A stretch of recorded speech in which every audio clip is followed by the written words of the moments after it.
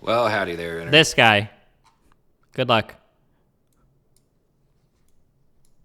Beau?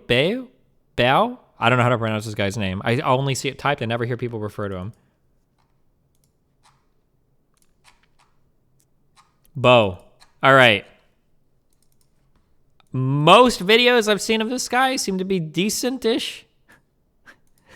Let's see. Where do we get off on the Biden train, baby? Good luck. Well, howdy there, Internet people. It's Beau again. So today we're going to talk about Biden, what he has done, what he's planning on doing, what he learned from Democratic presidencies of the past, and how he plans to avoid the same mistakes they made. And me. We got two questions here. One's really more of a comment, but it kind of leads into the other thing. It said that I was the only person on YouTube who had a higher opinion of Biden today than I did before the election. I don't know if that's true. I don't know the opinions of everybody on YouTube. But if I seem like I have a higher opinion of Biden today than I did before the election, it's because I have a higher opinion of Biden today than I did before the election. Yeah, that's an accurate read. I did not expect a whole lot from Biden. Like nothing, really. If you were around then, you know numerous times. I said, he's not my man. He is not my people. We don't share the same politics. We don't share the same ideology. He's not my guy. He's just better than the other guy. He's a stopgap. Honestly, I expected a reboot of the Obama administration. And I think there's a lot of people who think that's what we're getting. It's not. It's not. Not if you're paying attention. It's not what's happening. I also think there's a habit among people who talk about politics to talk about what should be rather than what is first. You can talk about what should be, but you have to acknowledge the reality of the world that you're in. And I think there were a whole lot of progressive people who wanted things from Biden and expected things from him that he never agreed to. I never did. I just expected him to do kind of the bare minimum, revert and get rid of the worst of Trump's policies. That was my expectation of him. He's done more than that already. So yeah, I do have a higher opinion of him. And we're going to talk about why. And I think a lot of people's opinions about him are going to change because it goes into that next question. And that was, why didn't he trash the Republicans in his speech? Democrats don't know how to wield power. He should have pointed out that they voted against the stimulus and all of this stuff and they've been obstructionist. And yeah, I mean, I get it. And that would make sense if you weren't doing what Biden's trying to do. He doesn't actually need to do that because Republicans have been trained by Trump to call everything radical left and distance themselves and be obstructionist and point out that they're being obstructionist. Biden is running on this theme of unity or whatever. We all know it's not real. There's no unity up there. And Republicans are pointing it out, so he doesn't have to. He can get up there and take a high road and not really suffer for it. Because I feel like are doing the work. Something that I'm so curious, and this is how I'm just so curious how this is going to play out. I don't know what's going to happen. So this relief bill seems like it. So under Trump, now whether you like it or not, and I listened to a lot of local radio and shit at the time. I don't remember why. So maybe my shit is a little bit biased here, but when those Trump tax cuts went through, I felt like the average American, regardless of how tilted these were towards large corporations, was really happy that they saw some like bumper bonus in cash. That there were a lot of Americans that were like, yo, I got a $500 bonus in my job. This is actually fucking awesome. That the vast majority of Americans, whether left, right, or whatever, that they got like an actual impact from the money that they earn. And they were like, you know what? Fuck Trump, but damn, this is sick. And then the people that like Trump were like, this is Trump 100%. Thank God. God bless us, it's Trump. And I feel like that impact was felt. Like, not on podcasts, not on news or whatever, but like actual individuals in the U.S. like felt that like Trump had helped them. When you have this type of cash transfer, this expansion of unemployment, this much stimulus to people with children, if they feel that, if they have that feeling of like, damn, I'm getting actual fucking big ass checks now from the government because I have kids and shit, I feel like that's got to be so damaging that Republicans stood in unison and voted 100% against the COVID-19 relief package, especially with like all the state government funding being shored up and everything. Like, that's got to be, I'm so curious how that's going to play out in the future. Who knows? We'll see like a year or two from now. Like, I'm really, really, really curious, or maybe people will just forget or they won't know or whatever. I don't know. I'm so curious about that. And in that stimulus bill, there's a whole lot of stuff that Republicans are going to have to answer for.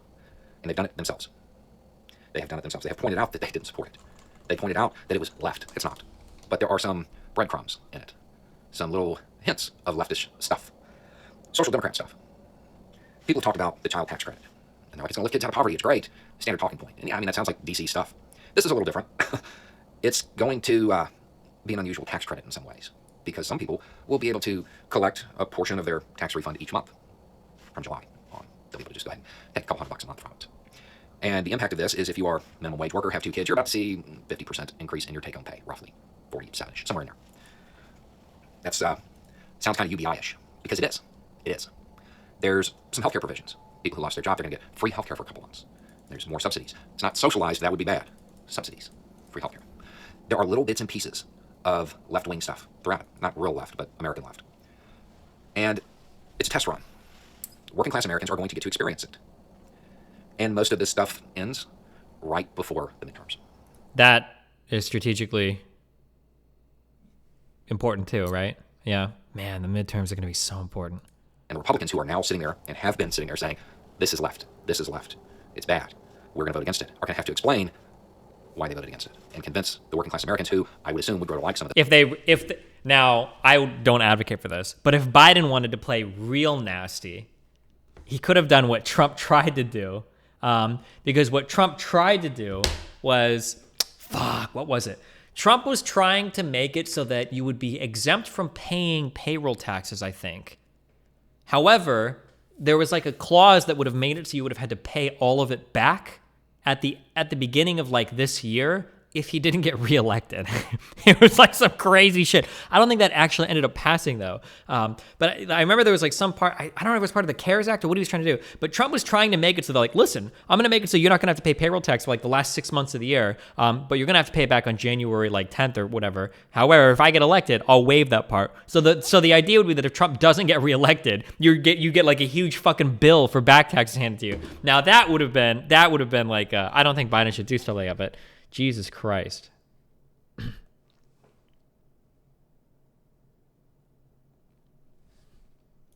The stuff that they will vote to keep it.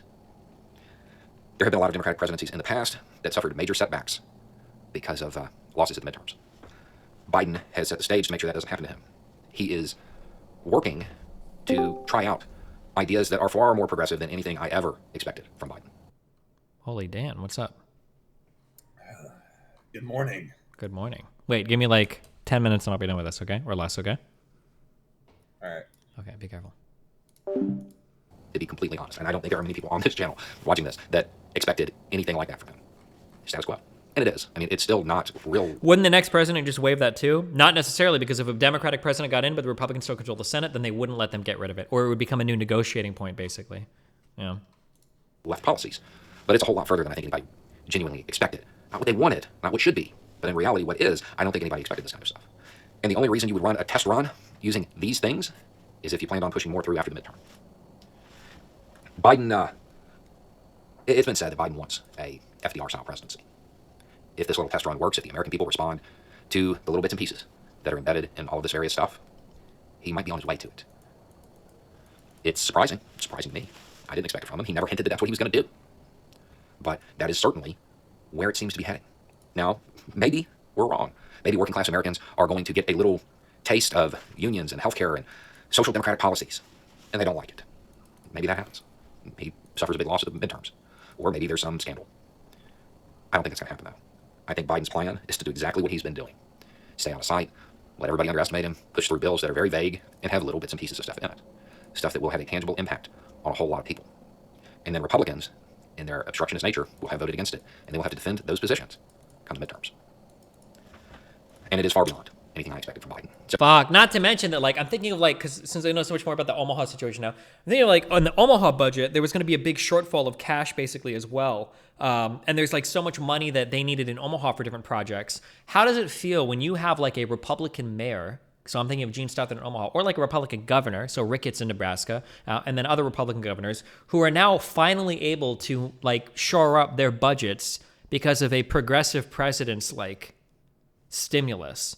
That's going to be, I feel like that's like a lot of pressure that could theoretically be put on you as well. Like come election time, like, oh, cool, like glad you could finally balance the budget, what President Biden able to do, right? I feel like that, there's like the implication behind a lot of that is interesting as well. So yeah, I do have a higher opinion of it. I do.